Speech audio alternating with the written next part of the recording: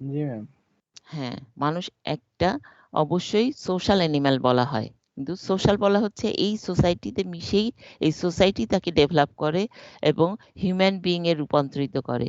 এখন আমাদেরকে অবশ্যই ভালো হিউম্যান বিইং হিসাবে নিজেকে ডেভেলপ করতে হবে এবং মাথায় রাখতে হবে আমরা সৃষ্টিকর্তা শ্রেষ্ঠ জীব এবং সৃষ্টিকর্তার রিপ্রেজেন্টেটিভ। এই শব্দ দুটো আমাদের মাথা থেকে কখনোই যেন বের না হয়। আমরা এমন কোনো কাজ করব না যে আমরা অ্যানিম্যালের মতো সারাক্ষণ থাকবো। আমাদের হাত পা থাকবে কিন্তু আমাদের নেচারটা অ্যানিম্যালের মতো। অর্থাৎ আমরা কোনো ড্রাগ অ্যাডিক্টেড হব না। ড্রাগ অ্যাডিক্ট কেন বললাম? আমরা মোবাইল বা কম্পিউটারের অ্যাডিকশনের মধ্যে যাব না। লেখাপড়া আমাদের প্রধান টার্গেট। লেখাপড়া করে দ্রুত নিজেকে ডেভেলপ করে ক্যারিয়ার ডেভেলপ করে তারপরে আবার নিজের, মানুষ যেহেতু রোবট নয় সেই জন্য নিজের চিন্তা ভাবনা আনন্দ এটা অবশ্যই থাকবে, কিন্তু সব সময় একটা লিমিটেশন রাখতে হবে। তোমাদের সবার মনে হতে পারে যে সকালবেলা মিস অনেক কিছু বলে ফেলছে। এটা সত্যি কথা, অনেক কিছু বলে ফেলছি, অনেক সময় বলা হয় না, কিন্তু আমি বিশ্বাস করি তোমরা প্রত্যেকেই ইন্টেলিজেন্ট, সেই জন্য প্রত্যেকেই যাতে ভালো করো, শুধু সোশিয়োলজি না সব সাবজেক্টে তোমরা যেন ভালো করো, এই জন্য সিনসিয়ার হওয়ার জন্য তোমাদের বলছি। তো আমি আশা করব সবাই তোমরা সিনসিয়ার হবে ইনশাল্লাহ, এবং হয়তো আছো, কিন্তু তারপরেও একটু কি আব্বু আম্মু যেমন বলে টিচাররা ওইভাবে বলবে, কারণ যাতে তোমাদের কোনো সিনসিয়ারিটি কোনো অসুবিধা যাতে না দেখা যায়, এই জিনিসটা মাথায় রাখতে হবে। তো আমি তোমাদের একটা পরীক্ষা নিলাম, ইনশাল্লাহ আরেকটা পরীক্ষা নিয়ে নেব, এরকম শুক্রবারেই নিতে হবে আমাদের 1 নাম্বার। আর 2 নাম্বার হচ্ছে যে আমরা গত ক্লাসে মনে হয় ক্যাপিটালিজম পড়ছিলাম, ক্যাপিটালিজমের কি পজিটিভ সাইড হয়ে গেছিল নাকি নাকি হয়নি? একটা হচ্ছে তোমার নেচার বা ক্যারেক্টারিস্টিক্স, এগুলো কিন্তু আমরা আলোচনা করেছিলাম গত ক্লাসে। আর এটা হচ্ছে সোশ্যাল কনসিকুয়েন্সেস অফ ক্যাপিটালিজম, মানে ক্যাপিটালিজমের তোমার রেজাল্ট যেটা ভালো দিক কিছু আছে খারাপ দিক কিছু আছে, সেই জিনিসটা আমরা এখানে কয়েকটা পয়েন্ট দিয়ে হাইলাইট করা হয়েছে। এটা কি গতদিন আলোচনা করা হয়েছিল? কারণ মনে আছে তোমাদের?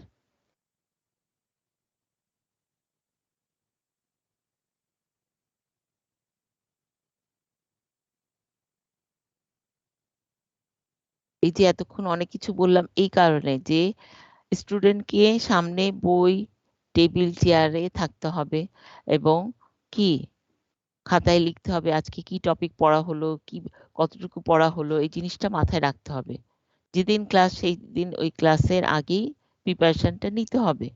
এখন জিজ্ঞেস করার পরে কেউ তোমরা বলছো না, তখন কেমন মনে হবে যে তোমরা সিনসিয়ার না, তোমরা ইন্টেলিজেন্ট না, এটা আমাকে বিশ্বাস করতে বলো? কখনোই না। তোমরা প্রত্যেকেই ব্রাইট, প্রত্যেকেই ইন্টেলিজেন্ট, তাহলে কেন আমি এটা আশা করব না যে তোমরা এটা জানবে না? না ম্যাম, আমরা এটা কি কতদিন পড়া হয়েছে? না ম্যাম। আচ্ছা, আমরা কোন পর্যন্ত ছিলাম? এই তোমার ক্যারেক্টারিস্টিক্স গুলো শেষ করেছি তাই তো? জি ম্যাম। আচ্ছা, তা আমরা আজকে এই যে কয়েকটা পজিটিভ সাইডে প্রথমেই আসছে স্ট্যান্ডার্ড অফ লিভিং হাই হয়ে যাওয়া। স্ট্যান্ডার্ড অফ লিভিং হাই হওয়া মানেটা কি? জীবনযাত্রার মান উঁচু হওয়া মানেটা কি? কেউ একটু ব্যাখ্যা করে বলো তাড়াতাড়ি। জীবনযাত্রার মান উঁচু হওয়া মানেটা কি? ব্যাখ্যা করো। এখানে ম্যাম ক্যাপিটালিজমের কারণে যেসব দেশে মানে ইউরোপ অথবা আমেরিকার কান্ট্রি গুলোতে যারা বাস করে তাদের জীবনযাত্রা যেভাবে তারা যেভাবে লাইফটা লিড করে, তারা যেভাবে রিসোর্স কনজাম্পশন করতে পারে, সেটা আমাদের মতো দেশ মানে ইন্ডিয়া বা সাবকন্টিনেন্টের দেশগুলো সেভাবে করতে পারে না। তারা যেই সুযোগ সুবিধাগুলো ফ্যাসিলিটি গুলো পাচ্ছে সেগুলো আমাদের দেশের এই সাবকন্টিনেন্টের লোকরা সবগুলো পাচ্ছে না। না এই হলো না।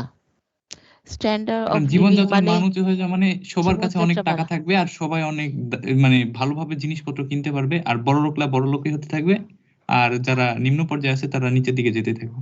হ্যাঁ, জীবনযাত্রার মান তো আমাদের দেশেও আছে। জীবনযাত্রা মানে বেসিক আমাদের ৫ টা পয়েন্ট: খাদ্য, বস্ত্র, বাসস্থান। তোমরা খেয়াল করো। বেসিক নিড কোনটা? খাদ্য, বস্ত্র, বাসস্থান, তারপরে হচ্ছে হেলথ এবং শিক্ষা, এডুকেশন। এটা আগে পিছে হতে পারে এডুকেশন বা হেলথ। যেটাই হোক। এখন আমাদের এই জিনিসটা দেখতে হবে আজকে সারা ওয়ার্ল্ড ওয়াইডই কিন্তু ক্যাপিটালিজম ইকোনমিক সিস্টেম, আমাদের দেশেও কিন্তু তাই। তো সেই জন্য আমরা এর বাইরে নাই, কিন্তু কথা বুঝতে পেরেছো? আমরা কিন্তু এর মধ্যেই আছি। এখন তুমি বলতে পারো যে ওই ইউরোপের কান্ট্রির তুলনায় আমরা একটু পিছিয়ে আছি, সেটা ডিফারেন্ট ইস্যু, কিন্তু আমরা এর মধ্যেই আছি। আচ্ছা, 2 নম্বর হচ্ছে যে স্ট্যান্ডার্ড অফ লিভিং হচ্ছে যে খাদ্য, বস্ত্র, বাসস্থান, এই তিনটা ব্যাখ্যা করি। যেমন এগ্রিকালচার বেস সোসাইটিতে আমাদের কি ছিল, খাদ্য কি ছিল? একদিন কি ক্লাসে বলেছিলাম যে আমরা এগ্রিকালচার বেস সোসাইটিতে কয়টা শ্রেণী দেখতে পাই, কয়টা দেখতে পাবো? যদি আমরা মানে মোটামুটি রাফ একটা আমরা ক্লাস ইয়ে করি, ভাগ করি, তাহলে কয়টা শ্রেণী দেখতে পাবো? ম্যাম একটা মাস্টার ক্লাস আর একটা স্লেভ ক্লাস। না, আরো ছিল। তখন তো সেটা হচ্ছে তোমার কখন আমরা দেখলাম হান্টিং স্টেজে এটা ডেভেলপ করলো, তারপরে এটা চলে আসলো হর্টিকালচার, এগ্রিকালচার, এবং তুমি খেয়াল করনি কার্ল মার্কস যেটা দেখিয়েছিলেন ফিউডালিস্টিক সোসাইটি, যেটা আমরা এগ্রিকালচার সোসাইটি বলছি। তার মানে এখানে কিন্তু একটা ভাগ আছে, যেটা হচ্ছে যে ওয়েস্টার্ন কালচার, মানে ইউরোপের দেশগুলোকে লর্ড এবং ব্যারন, তুমি যেটা বললে যে সেলফ এই মানে ভূমি দাস বা ভূমি মালিক ছিল। হ্যাঁ, প্রথমে কিন্তু স্লেভ, এটা দাস, একটা বিদ্রোহ হলো দাস বিদ্রোহের কারণে কিন্তু দাস প্রথাটা চলে গেল। তারপরে আসলো ভূমি দাস, যেটাকে আমরা বলি ফিউডালিস্টিক সোসাইটি, সামন্ত প্রথা। এবং সামন্ত প্রথায় কি ছিল? লর্ড এবং ব্যারন মানে ভূমি মালিক, আর সার্ফডম মানে ভূমি দাস। কিন্তু এটা কিন্তু পৃথিবীর সব জায়গায় দেখা যায়নি, তোমরা খেয়াল করবে, এটা ছিল ইউরোপের দেশগুলোতে। তাহলে ওয়েস্টার্ন কালচারে, কিন্তু ইস্টার্ন কালচার, প্রাচ্যের সমাজ মানে এই ইন্ডিয়া, পাকিস্তান, বাংলাদেশ, এই সমস্ত, এখানে কিন্তু কি ছিল? স্লেভ ছিল, কিন্তু ওইভাবে স্লেভ ছিল না। কেন? স্লেভকে ওই ইউরোপের দেশগুলোতে যেমন কেনা বেচা করা হতো, জীবন্ত প্রপার্টি হিসেবে ট্রিট করা হতো, এই ইস্টার্ন কালচারে কিন্তু ওইভাবে ট্রিট করা হতো না। এখানে কিন্তু তারা বাসার কাজে, মানে তারা ফ্যামিলির মধ্যে ইনভলভ হয়ে যেত, তারা কেনাবেচা হতো কিন্তু ফ্যামিলির মধ্যে। তার মানে বাজারে কেনাবেচা বা ওখানে যেমন অন্যভাবে একটু ইয়ে করা হতো, এখানে একটু সহনীয় পর্যায়ে, মানে বাসায় থাকলে কিন্তু তাকে কিন্তু সে একদিন কি হয়ে যাচ্ছে, বাসা ফ্যামিলি একটা পার্টনার হয়ে যাচ্ছে, যদিও তাকে স্লেভ হিসাবে দেখা হচ্ছে, কিন্তু তাকে মা, খালা, চাচি, মা বা এই ধরনের কোনো সম্বোধন করা হচ্ছে, এবং ধীরে ধীরে সে কিন্তু ফ্যামিলির একজন হয়ে যাচ্ছে। যদিও আজ থেকে 10 বছর আগেও একজন দেখা গেছিল যে তাকে 5 টাকা দিয়ে কেনা হয়েছিল, এটা বাংলাদেশের একটা গ্রামে দেখা গেছে, মানে শহরে। তার মানে কি 5 টাকা দিয়ে তাকে কিনে বাসার কোনো কাজে ইনভলভ করা হয়েছিল। কিন্তু এই যে বাসার কাজে থাকার কারণে তাকে কিন্তু সে বাসার একজন কি ধীরে ধীরে মেম্বার হয়ে যায়, এবং তার প্রতি মায়া মমতা বৃদ্ধি পায়। সেজন্য ওয়েস্টার্ন কালচারে যেভাবে স্লেভটা ছিল, ইস্টার্ন কালচারে কিন্তু ওইভাবে ছিল না। তো যাই হোক, আমরা যেটা এগ্রিকালচার বেস সোসাইটিতে দেখব সেটা হচ্ছে মোটামুটি এই যে লর্ড ব্যারন বা ওই উপরে যারা জমিদারি শ্রেণী, ঠিক আছে, এটা একটা শ্রেণী। এই জমিদারি শ্রেণীর পরে আরেকটা শ্রেণী যারা লেখাপড়ার সাথে মানে যারা জ্ঞান চর্চা করত, বা পুরোহিত বা ইমাম বা একটু অন্য কাজে, জ্ঞান চর্চার কাজে নিয়োজিত থাকতো। তাহলে সেকেন্ড। থার্ড হচ্ছে যারা বর্গা চাষী, যারা অন্যের জমি নিয়ে মানে চাষাবাদ করে এবং নিজেরও কিছু জমি জমা আছে। তারপর আরেকটা শ্রেণী ছিল ধরো কামার, কুমার, অন্যান্য ধরনের শ্রেণী। আরেকটা শ্রেণী ছিল একেবারে লেবার শ্রেণী, যাদের ভিটা মাটি আছে কিন্তু অনেক বেশি জমি জমা নাই, অন্যের জমিতে কাজ করে। তাহলে কয়টা? মোটামুটি 1, 2, 3, 4, 5 কিংবা 6, এই 6টা গ্রুপ আমরা মোটামুটি ভাবে একটা ভাগ করে দেখতে পারি, এর বেশি কিন্তু ছিল না। তাহলে এই 6টা শ্রেণীর মধ্যে থেকে আমরা যে পয়েন্টটা হাইলাইট করতে চাচ্ছিলাম, খাদ্য। এই উপরে যারা ছিল লর্ড ব্যারন বা ভূমি মালিক যারা, তারা কি কি খাবার খেত? ডাল, ভাত, পোলাও, তারপরে মুরগি, তারপরে গরুর গোশত, তারপরে হয়তো বাড়িতে ইয়ে ছিল, গরু ছিল, গাভী ছিল, ফিরনি, পায়েস, মিষ্টি। তাহলে কয়টা প্রকার? 1, 2, 3, 4, 5, 6 কিংবা 7। তার বেশি কি খেত তারা? ম্যাম জেনারেলি তো হওয়ার কথা না, এক্সেপশন থাকতে জেনারেলি পারে। এক্সেপশন এর বেশি আর হচ্ছে না কোনোভাবে সেই সময়। এটা কিন্তু এগ্রিকালচার বেস সোসাইটি, খেয়াল করো। তার বাইরে কিন্তু তাদের চিন্তাও ছিল না খুব বেশি কিছু। আইসক্রিম তো বানানো যেত না, তাই না? তাহলে ফিরনি পায়েস বা কোনোভাবে এক ধরনের মিষ্টান্ন এই ধরনের কিছু ছিল, তার বেশি সম্ভব ছিল না। আচ্ছা, সেকেন্ড যারা ছিল গ্রুপে তারাও কিন্তু ওই কাছাকাছি ছিল। কাছাকাছি মানে হয়তো 4টা বা 5টা আইটেম। থার্ড পর্যায়ে যারা ছিল তারা হয়তো 3টা বা 4টা। সেকেন্ড, তারপর ফোর্থ যারা ক্যাটেগরিতে তারা আরেকটু কম। আর একদম যারা লেবার শ্রেণী ছিল তাদের আরো ক্যাটেগরি কম। তাহলে আমরা দেখতে পাচ্ছি 2 থেকে 6 বা 7 বা 8 হাইয়েস্ট। আচ্ছা, 1 মিনিট, তোমরা একটু ওয়েট করো, 1 মিনিট।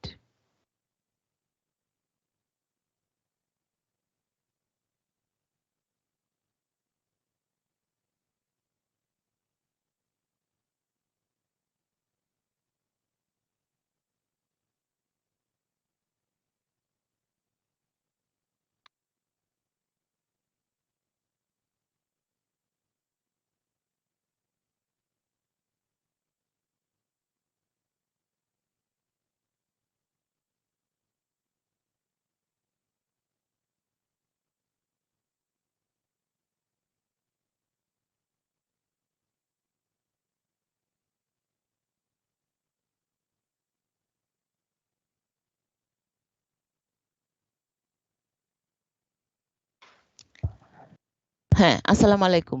তাহলে আমরা কি ভাগ করলাম যে একদম নিচের গ্রুপ তারা হয়তো 2টো বা 3টা, আর হাইয়েস্ট হচ্ছে 6, 7 বা 8। তাহলে আমরা 2 থেকে 8-এর মধ্যেই দেখতে পাচ্ছি, তাই তো? আজকে শুধু বাংলাদেশে আমরা এই সারা ওয়ার্ল্ডের দেখলাম না। আজকে বাংলাদেশে তোমরা কেউ ধানমন্ডিতে আছো?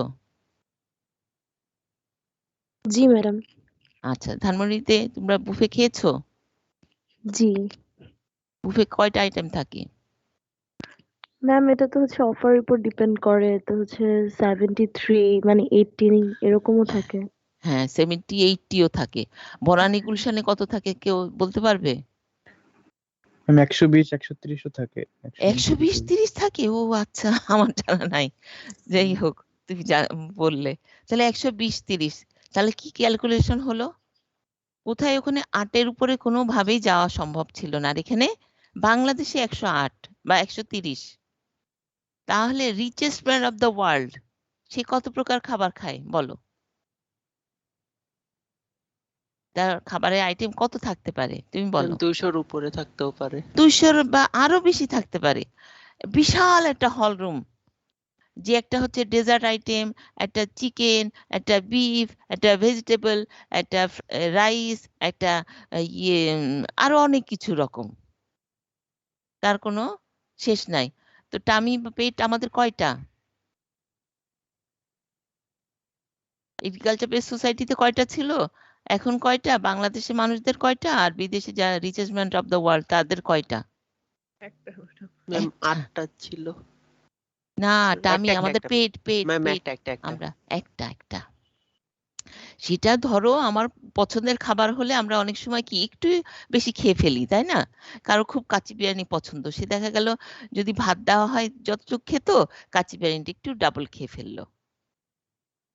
কিন্তু তার বেশি তো খাওয়া সম্ভব না। তাহলে এই এত প্রকারের খাবার তুমি খেয়াল করো, ভ্যারাইটিস। তাহলে স্ট্যান্ড অফ লিভিং মানে এই যে খাবার, পোশাকও তাই। এগ্রিকালচার বেস সোসাইটিতে মানুষ কয়টা ড্রেস পরতো?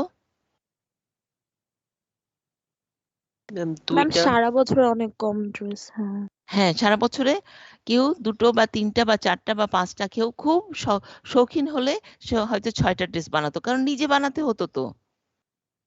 এটা তো বাজারে কিনতে পাওয়া যেত না, তাই না?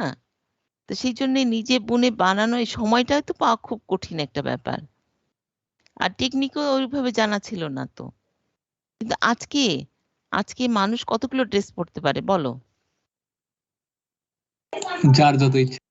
হ্যাঁ, সেটা কত? 365 দিনে 365টা পড়তে পারে, যদি তার ক্যাপাবিলিটি থাকে, তাই না? কেউ কেউ মানা করবে? না ম্যাম, টাকা থাকলে আচ্ছা। কেনা যায়।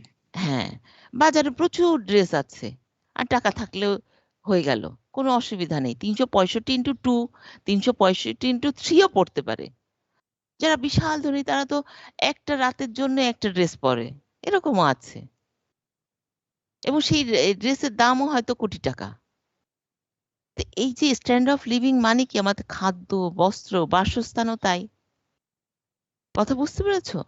যে অনেক আগে মানুষ কিভাবে খেত? মাটিতে বসে। তারপর মানুষের ইচ্ছা হলো একটু উঁচু জায়গায় বসে খাবে। যারা ওই যে যারা একটু ধনী তারা একটু ছোট, ছোট টেবিল বানানো শুরু করলো। টেবিলগুলো আবার ইটালিয়ান টেবিলের মতো। ইটালিয়ান টেবিল মানে কি বলো তো?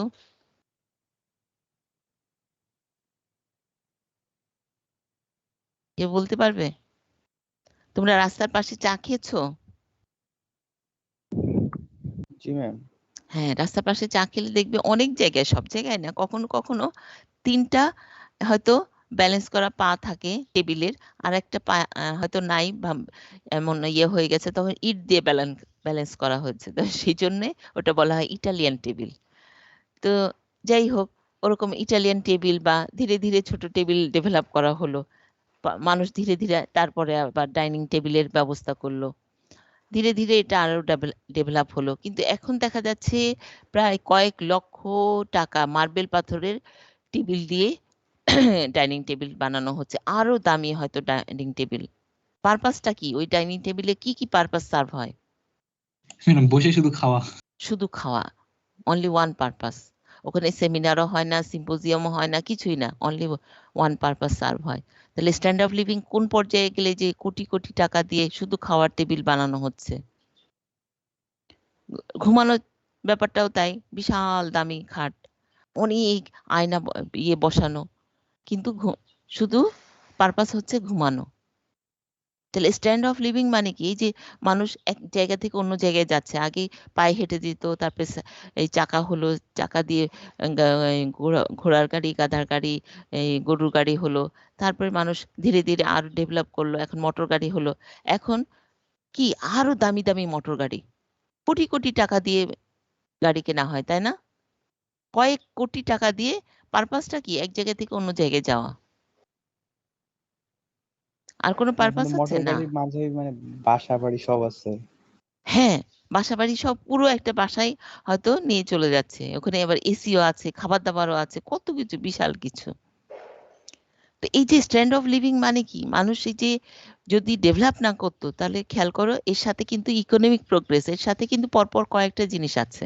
সেটা কি? সেটা হচ্ছে তোমার ইকোনমিক প্রোগ্রেস, তারপরে হচ্ছে exchange of culture, progress of civilization. এটা পরপর। Stand of living, economic progress, exchange of culture, progress of civilization. কারণ কি? এক্সচেঞ্জ অফ কালচারটা কি? এই কালচার কিন্তু মেটাল কালচার এবং নন মেটাল কালচার দুটোই। আমরা কিন্তু এনভায়রনমেন্টে কিন্তু পড়েছিলাম মানুষের ম্যানমেড। ম্যানমেডের মধ্যে কি পড়েছিলাম বলো তো?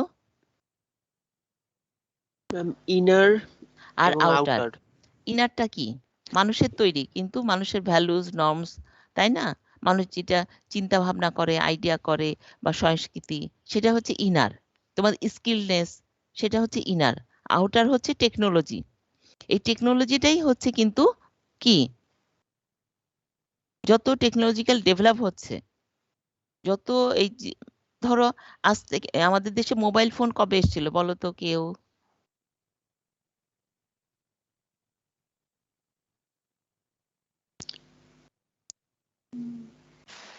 কবে এসেছিল? 90-এর দশকে। হ্যাঁ, তখন ফোনগুলো কেমন ছিল? অনেক মোটা এবং বাটন ভারী। ফোন আর হ্যাঁ, প্রায় ৮০ থেকে ১ লাখের মতো ছিল, ভারী, এবং কোনো সিম কার্ড ছিল না। এবং তখন এটা কে ব্যবহার করতো বলো? যাদের খুব বেশি দরকার, মানে সরকারি যারা, তাদের। অনেক হাইলি এক্সিকিউটিভ যারা, তারাই খুবই হাইলি এক্সিকিউটিভ, তারাই কিছু মানুষ, বাংলাদেশে কিছু মানুষ এটা ব্যবহার করার ইয়ে রাখতো। সবাই চিন্তাও করতে পারতো না মোবাইল ফোন তারা ব্যবহার করবে বা এটা কিনবে বা এটা ব্যবহার করবে। এটা 90-র দশকে। 2000-এ দেখা গেল কিছু, কিছু স্প্রেড করলো। অফিসার্স লেভেলের যারা বা ইঞ্জিনিয়ার যারা তারা এটা প্রফেশনালি এটা ব্যবহার করা শুরু করে দিল। 2010-এ কি হলো? এটা অনেক স্প্রেড করে গেল। এমন স্প্রেড করলো যে এটা একটা এসেনশিয়াল প্রোডাক্ট হিসাবে পরিগণিত হয়ে গেল। 2010-এর পরে দেখা গেল একটা কি দরিদ্র মানুষ রিকশাওয়ালা তার হাতেও কিন্তু আছে। 2015-এর দিকে এটা মানে সর্বসাধারণে এটা মোস্ট এসেনশিয়াল হয়ে গেল। যেটা ছিল লাক্সারি, যেটা ছিল হাই প্রফেশনাল একটা ইকুইপমেন্ট, সেটা হয়ে গেল মোস্ট এসেনশিয়াল। আজ থেকে 20 বছর বা 25 বছর আগে একটা মোবাইল ফোন, একটা ল্যাপটপ, একটা কম্পিউটার, একটা ফ্রিজ, এটা কিন্তু এসেনশিয়াল ছিল না। ছিল? না ম্যাম। না। আজকে 25 বছর পরে খেয়াল করো, আমাদের যারা হেল্পিং হ্যান্ড তাদের ঘরে কিন্তু এই 3-4টা জিনিস কিন্তু আছে। টেলিভিশন আছে, ফ্রিজ আছে, মোবাইল আছে, এই ল্যাপটপ, তারপরে কম্পিউটার আছে। তাহলে এটা এসেনশিয়াল না? এসেনশিয়াল হয়ে যাচ্ছে না এটা? জি ম্যাম। জি ম্যাম। তাহলে স্ট্যান্ডার্ড অফ লিভিং খেয়াল করো যে আমাদের যারা সাহায্যকারী তাদের স্ট্যান্ডার্ড লিভিং কতটা উপরে উঠে গেছে, যে এই টেকনোলজিক্যাল এত ডেভেলপমেন্ট না হলে তাদের ঘরে এগুলো ইজি ভাবে আছে।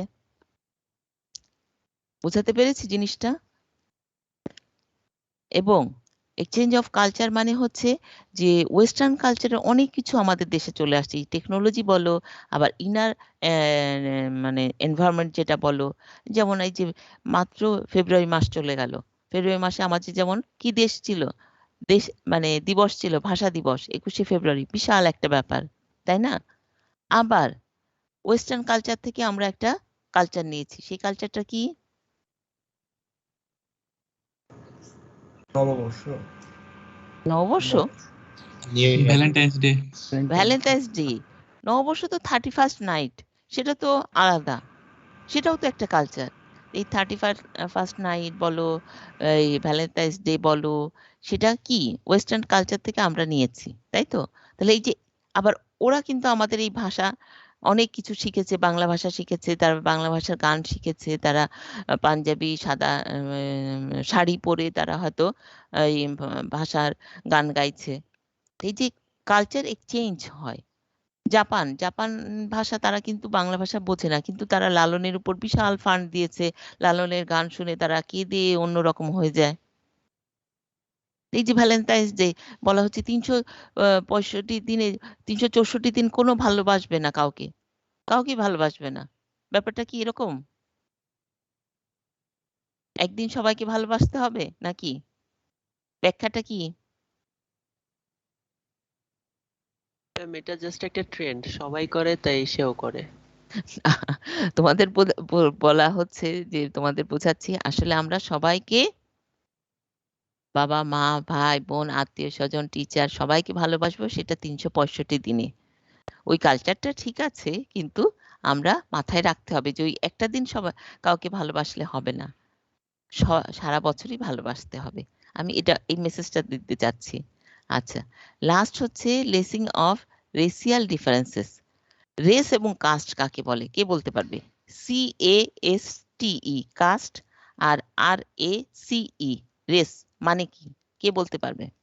ম্যাম রেস মানে তো বর্ণবাদ, যেটা মানে হচ্ছে শ্বেতাঙ্গ কৃষ্ণাঙ্গ এই হ্যাঁ জিনিসটাকে বোঝানো হয়। আর কাস্ট বলতে আমরা সম্প্রদায়কে বুঝি, হ্যাঁ সেটাকে, ধর্মের ভিত্তিতে করতে হ্যাঁ পারি। বলো। ধর্মের ভিত্তিতে কাস্ট কিংবা উপজাতি এইভাবে হচ্ছে ছোট ছোট গ্রুপে ভাগ হয়ে যায়, হ্যাঁ এটাই হচ্ছে মানে কাস্ট। সাধারণত কাস্ট সিস্টেমটা এই উপমহাদেশে এবং বিশেষ করে এটা হিন্দু রিলিজিয়নে আছে। হিন্দু রিলিজিয়নে তোমাদের কিন্তু আমি এগ্রিকালচার বেস সোসাইটিতে একটা কি শিখিয়েছিলাম যে একটা মানুষের সাথে কি যুক্ত ছিল, স্ট্যাটাস, সেই স্ট্যাটাস নাম বলেছিলাম, একটা নাম বলেছিলাম তোমাদের। না ম্যাম। এটা হচ্ছে অ্যাসক্রাইব স্ট্যাটাস। তাহলে এটা বলতে ভুলে গেছি, খেয়াল করো। এগ্রিকালচার বেস সোসাইটিতে সব মানুষ একটা স্ট্যাটাস বহন করত, সেটা হচ্ছে অ্যাসক্রাইব, জন্মগতভাবে আরোপিত অ্যাসক্রাইব স্ট্যাটাস। ঠিক আছে, অ্যাসক্রাইব মানে কি? জন্মগতভাবে আরোপিত। যেমন জেলের ছেলে জেলে, তার ছেলে জেলে, তার ছেলে জেলে, কৃষকের ছেলে কৃষক, তার ছেলে কৃষক, জমিদারের ছেলে জমিদার, তার ছেলে জমিদার। তাহলে জন্মগতভাবে এই অ্যাসক্রাইব মানে এই স্ট্যাটাসটা মানুষ বহন করে চলতো এবং এটা আর চেঞ্জ হতো না। হয়তো একটু অবস্থার পরিবর্তন হতো, ইকোনমিক্যালি কন্ডিশন পরিবর্তন হতো, তাহলে একটু এটাকে বলা হয় হরাইজন্টাল মোবিলিটি, মানে একটু কার্ভ করে যেত, কিন্তু একই স্ট্যাটাস নিয়ে সে মৃত্যু পর্যন্ত বেঁচে থাকতো। বোঝাতে পেরেছি?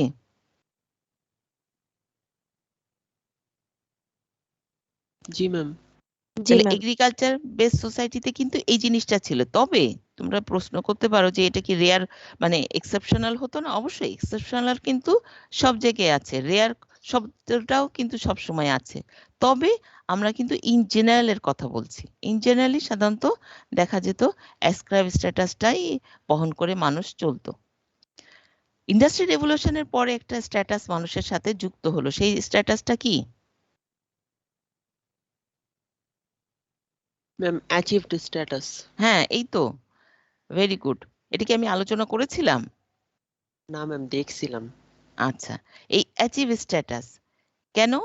এগ্রিকালচার বেস সোসাইটিতে কিন্তু স্কুল, কলেজ, ইউনিভার্সিটি এবং ফর্মালি এই যে তোমরা যে সার্টিফিকেট, এই স্বীকৃতি মানে এই জিনিসটা ছিল না। মানুষ যেটা লেখাপড়া করতো সেটা হচ্ছে নিজস্বভাবে লেখাপড়া করতো, যেটা তোমাদের একটু আগে আমরা আলোচনা করলাম। কিছু কিছু মানুষ ছিল লেখাপড়ার বা জ্ঞান চর্চা করতো তখনও, কিন্তু এই স্কুল, কলেজ, ইউনিভার্সিটি, তারপরে ফর্মালি তাকে সার্টিফিকেট প্রদান করা, এই জিনিসগুলো ইন্ডাস্ট্রিয়াল রেভলিউশনের পরেই কিন্তু ইন্ট্রোডিউস হয় সমাজে। এগ্রিকালচার বেস সোসাইটিতে এগুলো ছিল না, ফলে মানুষের অ্যাচিভমেন্টটা ওইভাবে স্বীকৃতি দেওয়া হতো না, সবাইকে সব কাজ জানতে হতো। সেই জন্য সেই মানুষগুলিকে আমরা কি বলতাম? All rounder person.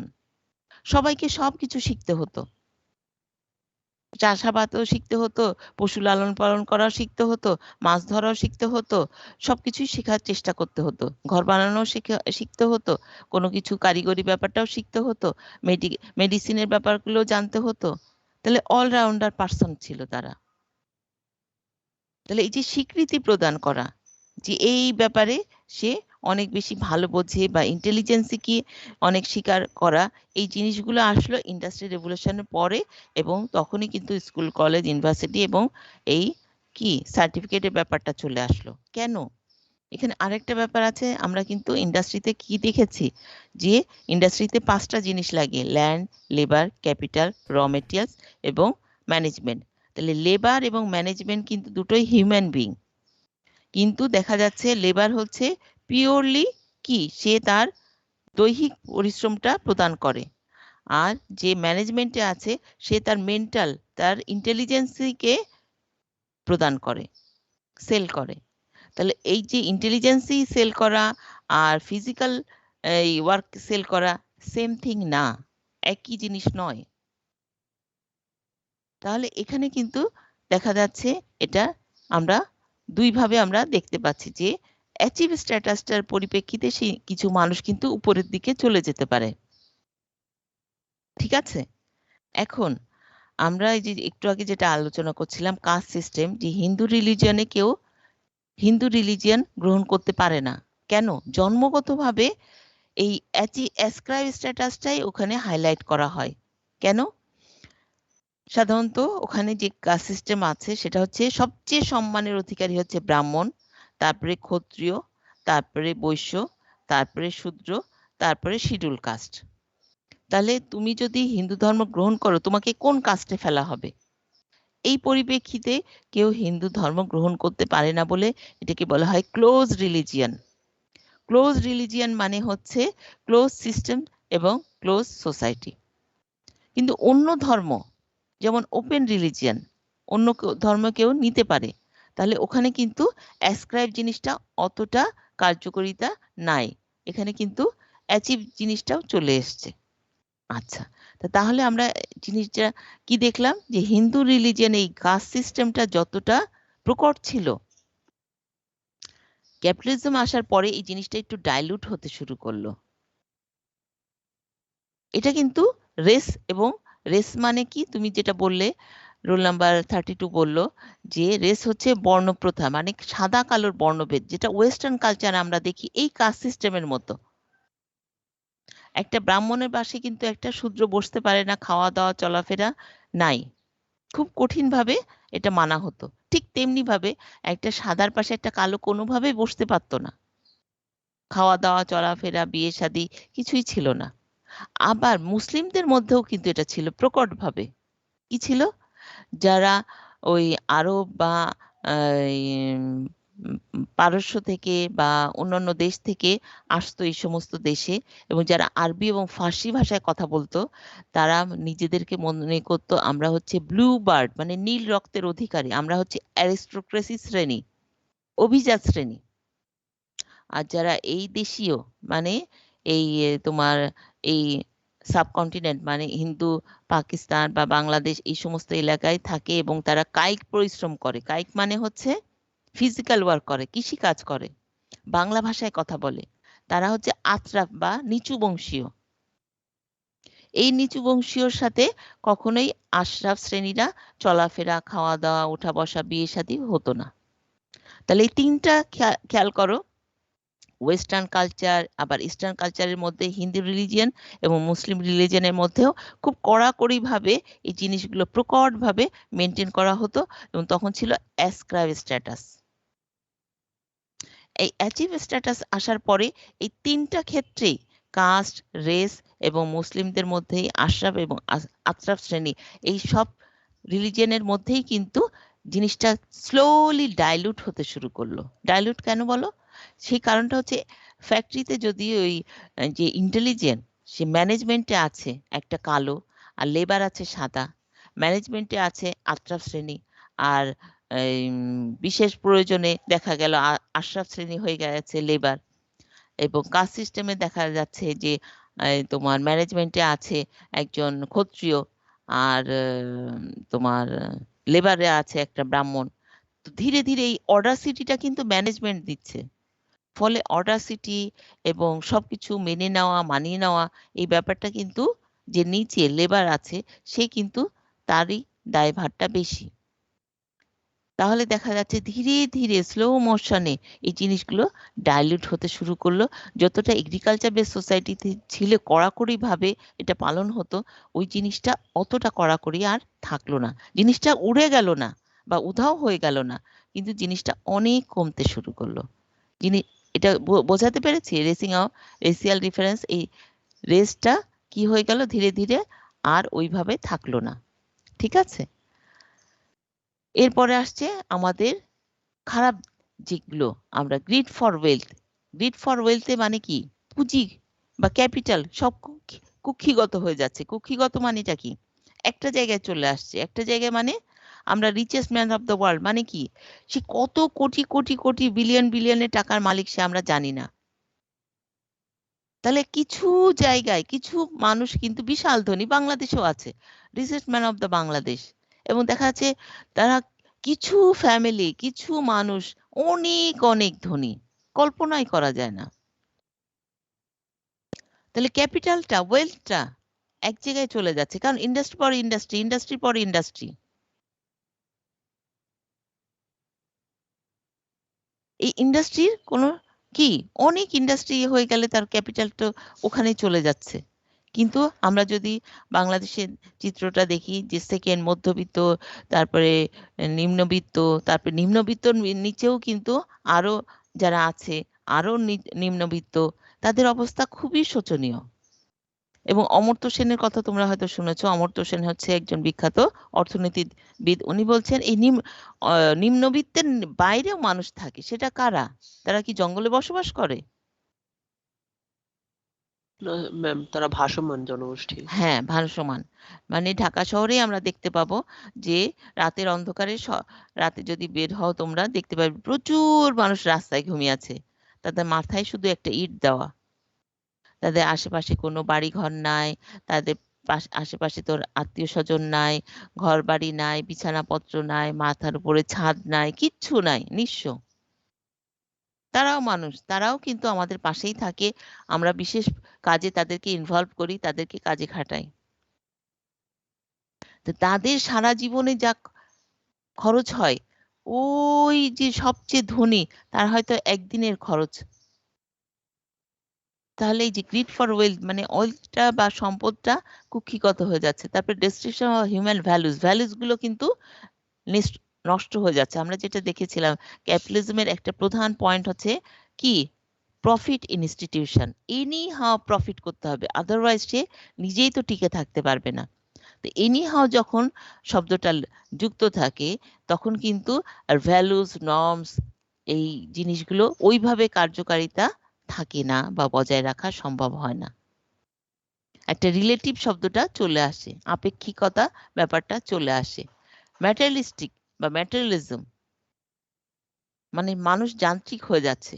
সবার মনের মধ্যে আছে আমি বড় হব, আমি অনেক টাকার মালিক হব, আমার গাড়ি হবে একটা না দুইটা না তিনটা চারটা পাঁচটা, বাড়ি হবে একটা দুইটা তিনটা চারটা পাঁচটা ছয়টা।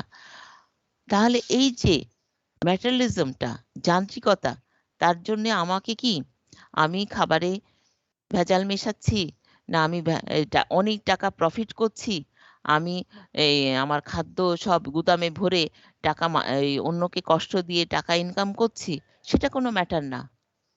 ম্যাটার হচ্ছে যে আমাকে টাকা কি অনেক টাকার মালিক হতে হবে।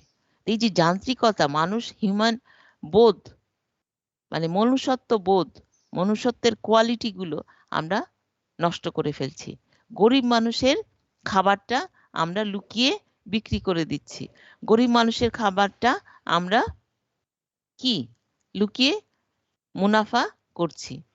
তো এই যে আবার দুধে ভেজাল মেশাচ্ছি, যে দুধটা শিশুরা খাবে সেখানেও ভেজাল দিচ্ছি, আবার যে ওষুধটা খেয়ে মানুষ কি রোগ থেকে মুক্তি পাবে সেখানেও ভেজাল দিচ্ছি। সবকিছুতে আমরা ভেজাল দিচ্ছি কেন? আমাদের নেচারটা কেমন হয়ে যাচ্ছে?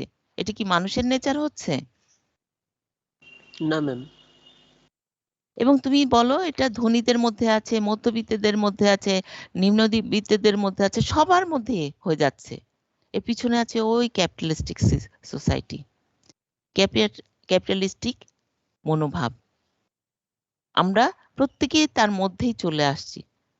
গরিবদের তুমি বলো যে একটা কলা তো গাছেই পাকবে, সেই কলাটা অনেক আগে পেড়ে তাকে কি অনেক ওষুধ দিয়ে কেন পাকানো হচ্ছে? কারণ যত তাড়াতাড়ি সে মুনাফা করতে পারবে তত তাড়াতাড়ি সে অন্য আরেকটা জিনিস কিনে আবার কি ব্যবসা করতে পারবে, তাহলে টাকাটা তার ঘরে তাড়াতাড়ি আসবে। তাদেরকে তুমি যদি বলো যে এই জিনিসটা কেন করছো, তো বলে বড় লোকরা করলে দোষ হয় না, গরিবরা করলে দোষ হয়। আসলে তো ব্যাপারটা তাই। তো এই যে প্রত্যেকেই যে ও করলে দোষ হয় না, আমি করলে দোষ, তাহলে খেয়াল করো আমরা মনুষ্যত্ব আমরা কিন্তু বুঝতে পারছি না যে আমার ভুলটা আমাকে সংশোধিত হতে হবে। আমার ভুল হয়েছে, আমি সারেন্ডার করলাম যে এটা ভুল করেছি, আর করব না ইনশাল্লাহ। কিন্তু আমি তখন কি বলছি? আমি কি বলছি বলো তো? ও করলে দোষ হয় না, আমি করলে দোষ। হ্যাঁ, ও করলে দোষ হচ্ছে না, ওকে তো ধরছেন না, ওকে তো কিছু বলছেন না, আমাকে বলছেন কেন?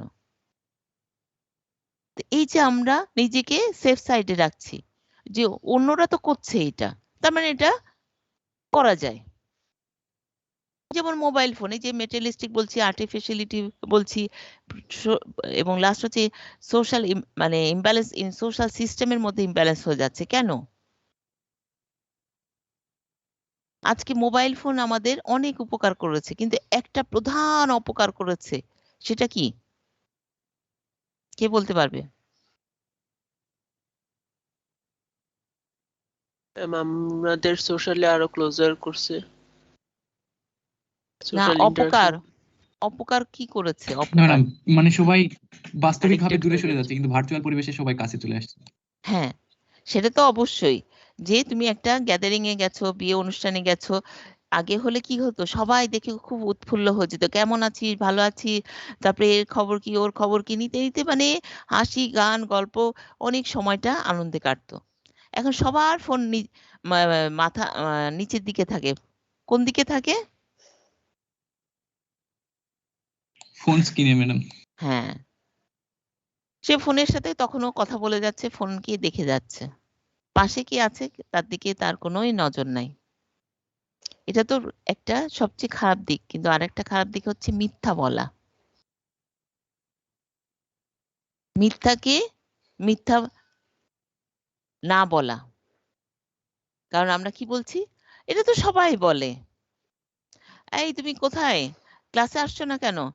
ম্যাডাম আমি এখন জ্যামে আটকে বসে আছি। তুমি তো ঘরেই আছো, কিন্তু বলছো কি জ্যামে আটকে আছি। এটা আমরা সবাই বলছি, কেন? এটা তো সবাই বলে। তাহলে কয়টা জিনিস খারাপ হলো এখানে? কয়টা জিনিস খারাপ হলো বলো তো?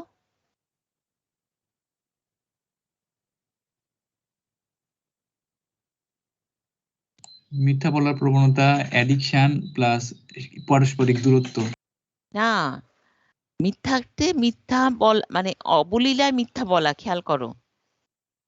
আমরা অনায়াসেই মিথ্যাটা বলছি, কেন? এটা একটা কালচার, সবাই বলে। তার মানে মিথ্যাকে আর মিথ্যা হিসাবে কাউন্ট না করা।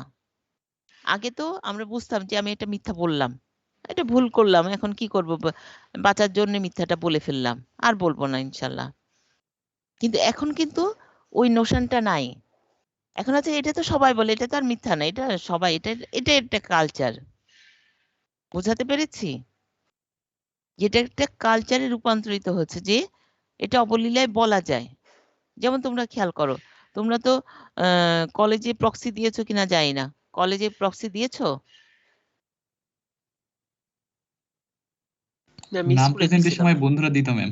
হ্যাঁ, এখন বুয়েটে এখন তো ক্লাস হয়নি ফিজিক্যালি, অফলাইনে। এখানেও বন্ধুর জন্য দেওয়া হচ্ছে, কিন্তু প্রক্সি দিয়ে আবার সই যদি ইনিশিয়াল নেওয়া হয়, এই যে প্রক্সি দেওয়া, এটা কিন্তু মারাত্মক অপরাধ। ইনিশিয়াল দেওয়া আরো মারাত্মক অপরাধ, কারণ তুমি অন্যের হয়ে ইনিশিয়াল দিয়ে দিচ্ছ। সইটা, সিগনেচারটা কখনোই করা উচিত না, এটা মারাত্মক একটা ক্রাইম। কিন্তু এটা কি ক্রাইম হিসাবে দেখছো? না ম্যাডাম, বন্ধুর জন্য সব করে দিল। হ্যাঁ, কিন্তু বন্ধুকে তুমি কি এটা ভালো করছো বলো তো? বন্ধুকে কিন্তু ক্ষতি করছো। কিভাবে? যে আজকে বন্ধুর বিপদে তুমি করে দিলে, এই সুযোগটা বন্ধু কিন্তু আরেকদিন নেবে। এই তুই তো আরেকদিন করে দে, প্লিজ আজকে একটু করে দিস, আজকে ভাল লাগছে না ক্লাসে যেতে। বলবে না? বলো। খারাপ কাজটা তখন প্রায়োরিটি পাই যাবে ধীরে ধীরে। প্রায় পাচ্ছে। কিন্তু যদি অ্যাপ্লিকেশন দেওয়া হতো টিচারকে, যে আমার এই অসুবিধা, আমি উপস্থিত হতে পারি নাই, টিচাররা তো হয়তো বকা দিত, কিন্তু অবশ্যই তিনি কনসিডার করতেন। সবার মধ্যে যদি এই জিনিসটা থাকতো, তাহলে আমরা কিন্তু অবশ্যই কনসিডারেশনটা পেতাম। কিন্তু এখন ট্রাস্টটা তো নষ্ট হয়ে গেছে।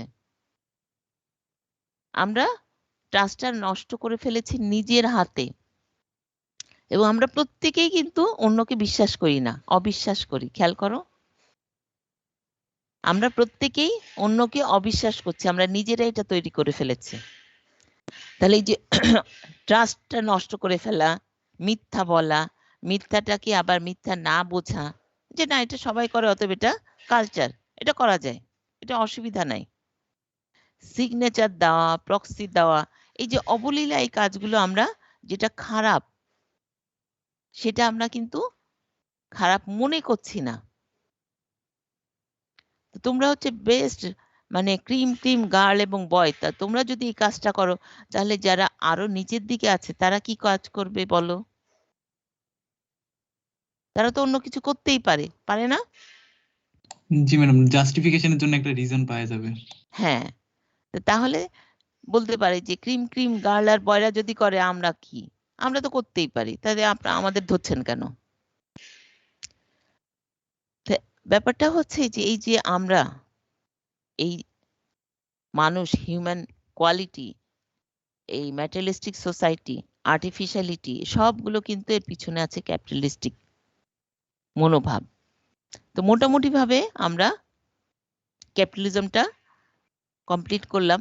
আরো একটা আছে, সেটা পড়ানো হয়নি, সেটা হচ্ছে ডিইন্ডাস্ট্রিয়ালাইজেশন। ডিইন্ডাস্ট্রিয়ালাইজেশন কাকে বলে?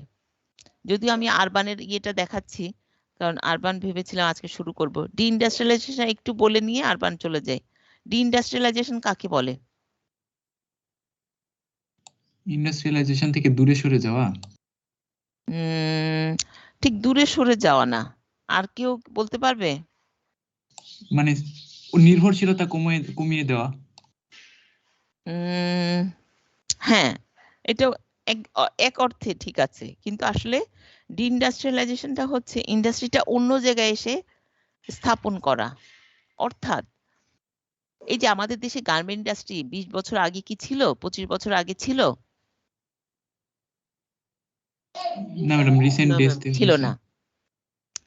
আবার তুমি যদি বিদেশ থেকে তোমার আত্মীয় স্বজনরা আসে, দেখা গেল তোমার জন্য একটা টি শার্ট নিয়ে আসছে, শার্ট নিয়ে আসছে, বা কোনো গিফট নিয়ে আসছে, ছোট্ট করে লেখা মেড ইন বাংলাদেশ, মানেটা কি?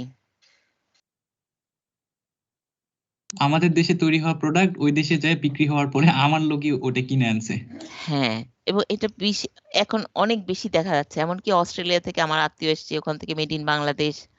কানাডা থেকে এসছে, ইংল্যান্ড থেকে এসছে, মেড ইন বাংলাদেশ।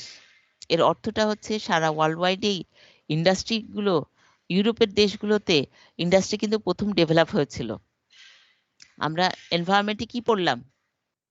এনভায়রনমেন্টে এখন কিন্তু যে সেমিনার সিম্পোজিয়াম COP26 মানে কি, কে বলতে পারবে?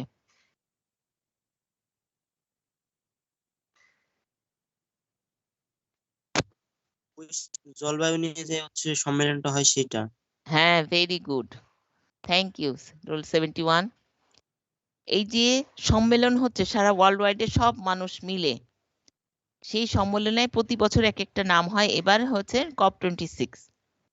এই যে সেমিনার সিম্পোজিয়ামে যেটা আসছে সেটা হচ্ছে যে তুমি কি করো, আমরা সেভ দ্য এনভায়রনমেন্টে কি পড়েছি? ইকোনমিক গ্রোথকে কমাও। ইকোনমিক গ্রোথ কমাতে গেলে কি করতে হবে? ফ্যাক্টরি, ইন্ডাস্ট্রি বন্ধ করতে হবে। ইন্ডাস্ট্রি কমালে কি হবে? এনভায়রনমেন্ট ভালো থাকবে। তাহলে ইউরোপের দেশগুলো কি করলো? ইন্ডাস্ট্রি কমিয়ে ফেললো। এখন উধাও তো করে দিতে পারে না। ইন্ডাস্ট্রিটা কোথায় নিয়ে গেল? ডেভেলপিং বা আন্ডার ডেভেলপ কান্ট্রিগুলোতে। এটা হচ্ছে এনভায়রনমেন্টের জন্য। নাম্বার 2 হচ্ছে ইন্ডাস্ট্রিতে কি আছে, আমরা কি দেখেছিলাম? প্রোডাকশন কস্টটা কি? Land, labour, capital, raw materials এবং ম্যানেজমেন্ট, এই সব টোটাল মিলিয়ে হয় ইকুয়াল টু হচ্ছে প্রোডাকশন কস্ট। এই প্রোডাকশন কস্ট দেখা যাচ্ছে দিন দিন বাড়ছে, বাড়তে বাড়তে এমন সময় চলে আসলো যার প্রফিট করা যাচ্ছে না। তাহলে কোথায় একটু মাইনাস করা যায়? দেখলো লেবার, এই জায়গায় একটু মাইনাস করতে পারলেই তারা প্রফিট করতে পারবে। তাহলে আন্ডার ডেভেলপ বা ডেভেলপিং কান্ট্রি দেশগুলোতে যদি লেবারকে কাজে লাগানো যায়, তাহলে কি হবে? প্রোডাকশন কস্টটা কমে আসবে এবং প্রফিট বাড়ানো যাবে। এই পরিপ্রেক্ষিতেও তারা কি করলো? তাদের দেশে ইন্ডাস্ট্রিগুলো উধাও করে দিল এবং অন্য জায়গায় ইন্ডাস্ট্রিটা ডেভেলপ করলো। বোঝাতে পারলাম? জি ম্যাম। আচ্ছা, তাহলে একটা হচ্ছে এনভায়রনমেন্ট আর একটা হচ্ছে তাদের প্রফিট। এই দুই পরিপ্রেক্ষিতে আরো কিছু ব্যাপার আছে, কিন্তু তোমরা ধরে নাও এই দুটো কারণ প্রধান ডিইন্ডাস্ট্রিয়ালাইজেশনের জন্য, যে ইন্ডাস্ট্রিটা কিন্তু উধাও হয়ে যাচ্ছে না। ইন্ডাস্ট্রিটা এক জায়গা থেকে অন্য জায়গায় এসে বসে যাচ্ছে। তারাই কিন্তু বলে দিচ্ছে যে কি হবে, এই ধরনের প্রোডাক্ট তৈরি করতে হবে, কি ধরনের মানে ডিজাইন হবে সেটাও বলে দিচ্ছে। এমনকি তোমার যে প্রোডাক্টটা র মেটেরিয়ালস তারাই সাপ্লাই দিচ্ছে, কিন্তু ইন্ডাস্ট্রিটা হচ্ছে অন্য জায়গায় এবং লেবার নিয়োগ করা হচ্ছে অন্য জায়গায়, এবং লেবারকে কম কস্টে এই জিনিসটা তৈরি করা পরিপ্রেক্ষিতে প্রফিট বেড়ে যাচ্ছে তাদের। ঠিক আছে? এখন এই ডিইন্ডাস্ট্রিয়ালাইজেশনের পিছনে অনেকগুলো কারণের মধ্যে এই দুটো প্রধান কারণ। এখন ডিইন্ডাস্ট্রিয়ালাইজেশনের পরিপ্রেক্ষিতে কি হচ্ছে? আসলে এনভায়রনমেন্ট একটু ভালো হচ্ছে, কিন্তু ওই এলাকায় কিন্তু, যে এলাকায় ডিইন্ডাস্ট্রিয়ালাইজেশন হচ্ছে ওই এলাকায় কিন্তু সব মানুষ জব হারিয়ে ফেলছে, তাদের স্ট্যান্ডার্ড অফ লিভিং কমে যাচ্ছে, তাদের এনভায়রনমেন্ট কিন্তু অত ডেভেলপ হচ্ছে না, কারণ তোমরা খেয়াল করবে যে কোনো জায়গায় আমাদের রাস্তাঘাটে, বিশেষ করে ঢাকা শহরে একটা এলাকায় কিন্তু লেখা থাকে যে এই রাস্তাটা ওই অমুক ব্যাংকের সহায়তায় এই ডেভেলপমেন্ট হয়েছে, অমুক কর্পোরেট অফিসের পরিপ্রেক্ষিতে এই ডেভেলপমেন্ট হয়েছে। লেখা দেখেছো তোমরা কখনো? জি ম্যাম। হ্যাঁ, তাহলে এই ডিইন্ডাস্ট্রিয়ালাইজেশনের পরিপ্রেক্ষিতে কি দেখতে পাচ্ছি আমরা, যে ওই জিনিসটা কিন্তু নষ্ট হয়ে যাচ্ছে। তো এই যে ডিইন্ডাস্ট্রিয়ালাইজেশনের ইম্প্যাক্ট লিখে রাখো সবাই, ডিফাইন ডিইন্ডাস্ট্রিয়ালাইজেশন অ্যান্ড সোশ্যাল ইম্প্যাক্ট। এই জিনিসটা একটু ছোট্ট রাইট শর্ট নোটের মতো করে পড়তে হবে। আমি তোমাদের রিডিং ম্যাটেরিয়ালস দিয়ে দেব, তারপরে তোমাদের এটা জানতে হবে। বোঝা গেল? এটা হচ্ছে রাইট শর্ট নোট, এইভাবে পড়া, কিন্তু বুঝতে হবে, জানতে হবে একটু ভালো করে। তোমরা এখন ইউনিভার্সিটি পর্যায়ে ম্যাম পড়ো, কোশ্চেনটা স্কুল বা আরেকবার। কলেজ না, সেই জন্য একেবারে ছোট করে বোঝানো বা জানতে পারলে হবে না। তোমরা ইউনিভার্সিটি মানে একটু ওপেন মাইন্ডেড, তোমাদের যে বইগুলো দেওয়া হচ্ছে ওটা বোঝার জন্য, আর আমি যে রিডিং মেটেরিয়ালস গুলো দেই তোমাদের সাহায্য করার জন্য। যে পরীক্ষা একটা ফর্মাল ব্যাপার, পরীক্ষার টাইম কম থাকে, নাম্বার যে অনুযায়ী থাকে সেই অনুযায়ী ছোট্ট করে লেখা, কিন্তু বুঝতে হবে, জানতে হবে একটু ব্রডার সেন্সে, সেই জন্য বইগুলো দিয়েছি। আর যেটা রিডিং মেটেরিয়ালস দিচ্ছি সেটা তোমাদেরকে সাপোর্ট দেওয়ার জন্য, যে ওখান থেকে আরো ছোট করে তোমার ক্যাপাবিলিটি অনুযায়ী তুমি লিখবে পরীক্ষার জন্য, যাতে ভালো মার্কস পাও, 90 আপ মার্কস তোমরা ইজিলি পাও, ওইটা প্রোভাইড করার জন্য। বোঝাতে পেরেছি? আচ্ছা, তাহলে আজকে আমরা একটু শুরু করি। আরবান কাকে বলে, রুরাল কাকে বলে?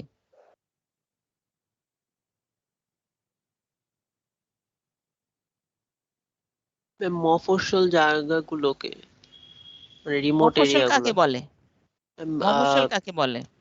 একটা শহর এবং একটা গ্রামের মাঝামাঝি একটা পর্যায়, মানে যেটা এখনো পুরোপুরি মডার্ন হতে পারেনি। যে শহর কাকে বলে আর গ্রাম কাকে বলে, এইটাই তো আমি তোমাকে জানতে চেয়েছি। শহর কাকে বলে, গ্রাম কাকে বলে আমরা সবাই জানি, কিন্তু তারপরেও আমরা একটা ডেফিনেশন দিতে চেষ্টা করি। শহর কাকে বলে, গ্রাম কাকে বলে, বলো।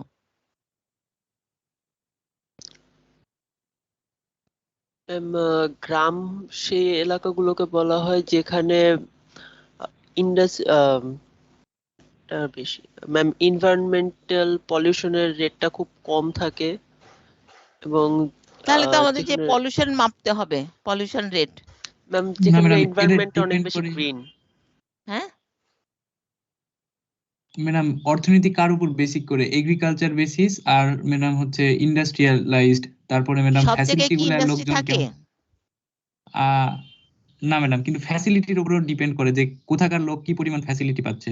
হ্যাঁ, ফ্যাসিলিটিস একটা প্রধান ব্যাপার। ফ্যাসিলিটিস গুলো কে প্রোভাইড করে?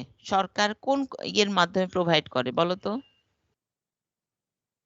ম্যাডাম বিভিন্ন সংস্থা আছে, যেমন পানি সরবরাহের জন্য ওয়াসা আছে, তারপরে বিদ্যুৎ সরবরাহের জন্য আবার গ্যাসের জন্য আলাদা সংস্থা আছে, হ্যাঁ, হ্যাঁ, যেগুলো এবং শহরে অনেক বেশি সক্রিয় দেখা মেইনলি যায় কিন্তু গ্রামে এগুলো কম। সে ইয়ে করে যে মিউনিসিপাল কর্পোরেশন, তাই না? Yes ma'am. এই মিউনিসিপাল কর্পোরেশনের মাধ্যমে কিন্তু আমরা বিভিন্ন ফ্যাসিলিটিস পাই শহরে, যে রাস্তাঘাট পাকা থাকবে, ইলেকট্রিসিটি, পানি, গ্যাস, পয় নিষ্কাশনের ব্যবস্থা থাকবে। এই যে ফ্যাসিলিটিস, এটা কিন্তু গ্রামে দেখা যায় না। তাহলে প্রথমে আমরা যেটা দেখি অকুপেশন। অকুপেশন হচ্ছে এগ্রিকালচার বেস সোসাইটি হচ্ছে তোমার রুরাল, আর নন এগ্রিকালচার বেস সোসাইটি, তাহলে কিন্তু জিনিসটা অনেক ক্লিয়ার হয়ে যাচ্ছে। তাহলে অকুপেশন দিয়ে আমরা কিন্তু ভাগ করতে পারি। এগ্রিকালচার বেস সোসাইটিতে হচ্ছে রুরাল, নন এগ্রিকালচার বেস সোসাইটি হচ্ছে আরবান। 2 নাম্বার হচ্ছে পপুলেশন। সাধারণত কি হয়, রুরালে পপুলেশন কম থাকে, আরবানে বেশি থাকে, এবং কত বেশি থাকবে সেটা বোঝা যাচ্ছে না, কিন্তু কয়েক লক্ষ মানুষ না হলে একটা আরবান ডেভেলপ করে না। এবং ডেনসিটি অফ পপুলেশন, পপুলেশনের ঘনত্ব অনেক বেশি থাকে শহরে। একটা গ্রামে অনেক কম পপুলেশন নিয়ে একটা গ্রাম ডেভেলপ করে, একটা ফ্যামিলি, দুটো ফ্যামিলি নিয়েও কিন্তু গ্রাম ডেভেলপ করে। কারণ বাংলাদেশের সেন্সাসে আছে ওই গ্রামে দেখা যাচ্ছে সবই ফসলি জমি, একটা বা দুটো পরিবার ওই গ্রামের মধ্যে, তার মানে সেটাও একটা কিন্তু গ্রাম। তার মানে 10 জন বা 15 জন নিয়ে একটা গ্রাম ডেভেলপ করছে। তাহলে পপুলেশন একটা মেজর ফ্যাক্টর। আর 3 নম্বর যেটা তোমরা বললে ফ্যাসিলিটিস, আচ্ছা, ফ্যাসিলিটিস হচ্ছে আরো বেশি, যে গ্রামে ফ্যাসিলিটিস পাওয়া যায় না ওইভাবে। একটা শহরে কিন্তু মিউনিসিপাল কর্পোরেশনে ফ্যাসিলিটিস প্রদান করে, পাকা রাস্তাঘাট, তারপরে তোমার পয়সা নিষ্কাশনের ব্যবস্থা থাকবে, পানি, গ্যাস, ইলেকট্রিসিটি থাকবে, একটা স্কুল থাকবে, একটা কলেজ থাকবে, একটা ইউনিভার্সিটি থাকবে, পোস্ট অফিস থাকবে, ক্লিনিক থাকবে, হাসপাতাল থাকবে, এই যে ফ্যাসিলিটিস গুলো। এবং তার পরিপ্রেক্ষিতে নাগরিক যে সুবিধা ভোগ করা হয় তার জন্য কি দিতে হয়? ট্যাক্স দিতে হবে। হ্যাঁ, গ্রামে কিন্তু ট্যাক্স নেই। গ্রামে যেটা হয় খাজনা, জমির খাজনা। এই ট্যাক্স আবার খাজনা কিন্তু আলাদা। এগুলো কিন্তু তোমাদের বুঝতে হবে। তা এখন কি তোমাদের ক্লাস আছে ৯টায়? জি জি ম্যাম। জি ম্যাম। ম্যাম, গণিত আচ্ছা, আছে। তাহলে সেই জন্য আমি আর ক্লাস করছি না, টাইম আমাদের শেষ। তো থ্যাংক ইউ, আমি তোমাদের সবার অ্যাটেন্ডেন্স নিয়ে নিচ্ছি। তো সবাই ভালো থেকো। আজকে এই পর্যন্তই থাকলো। নেক্সট ক্লাসে যদি কোনো আলোচনা হয় তাহলে আমরা করব ইনশাআল্লাহ। হ্যাঁ, কিছু বলছো? ম্যাম আজকের ক্লাসটা কি হবে একটাই? ম্যাম হ্যাঁ? না, একটা সময় আজ ক্লাস নিচ্ছি না ইনশাআল্লাহ। নেক্সট উইকে নেব। ঠিক জি আছে? ম্যাম। তবে আমরা আরেকটা ক্লাস নিতে পারি। সেটা কবে? বুধবারে বলেছিলাম? না বৃহস্পতিবারে? কবে বুধবার। বলেছিলাম? বুধবারে? জি ম্যাম। সকাল ৮টায়? বুধবার কখন? এক মিনিট দেখি। জি ম্যাম সকাল 8টায় ছিল। আচ্ছা, ৮টায়। তো ইনশাআল্লাহ আমরা শুধু বুধবারে সকাল ৮টায় ক্লাস করি। ঠিক আছে? আচ্ছা। তো ঠিক আছে, ভালো ম্যাম থেকো। আর যদি কখনো তোমাদের ১ মিনিট, ইনভায়রনমেন্টের পরে যেসব কখনো ম্যাম যদি মনে লেকচার গুলো থাকে, আপলোড দিলে ভালো হতো। ১ মিনিট। কখনো যদি তোমাদের মনে হয় যে আমরা দুপুর ০.৫ ঘন্টা হলেও একটা সময় ক্লাস করি, সেদিন আমাকে বলে দিও। তোমরা কি আজকে করতে চাও? ফ্রি আছো? জি না ম্যাম, আজকে আমার সারাদিন ক্লাস আছে ম্যাডাম আমাদের। ইংলিশ ক্লাস আচ্ছা, মানে সেশনাল ক্লাস আছে, স্যার এখন কতটা পর্যন্ত করাবেন এটা তো জানা নাই। ১:৩০ পর্যন্ত আচ্ছা টাইম। ঠিক আছে। আচ্ছা ঠিক আছে। তোমরা যখন বুঝে যাবে যে না একটু আমরা টাইম পাচ্ছি ১৫ মিনিট বা ২০ মিনিট আগে, তাহলে আমরা তখন ক্লাসটা করতে পারবো। সেটা তোমরা একটু ট্রেন বুঝে সামনের উইকে অন্তত হতে পারে। ঠিক আছে? আচ্ছা, ম্যাম, থ্যাংক ইউ। ম্যাম আর একটা কে রিকোয়েস্ট কি ছিল। বলছিলে? রোল নাম্বার 71 বলছিলে? ম্যাম হ্যাঁ ম্যাম, বলতেছিলাম যে ওই এনভায়রনমেন্টের পর থেকে যেসব ক্লাসগুলো হয়েছে ম্যাম ওইসবের লেকচার গুলো আচ্ছা, আপলোড দিলে ভালো ইনশাআল্লাহ হয়। দিয়ে দেব। হ্যাঁ, ইনশাআল্লাহ দিয়ে দেব। আচ্ছা, তো সবাই ভালো থেকো। আসসালামু আলাইকুম। Thank you ma'am.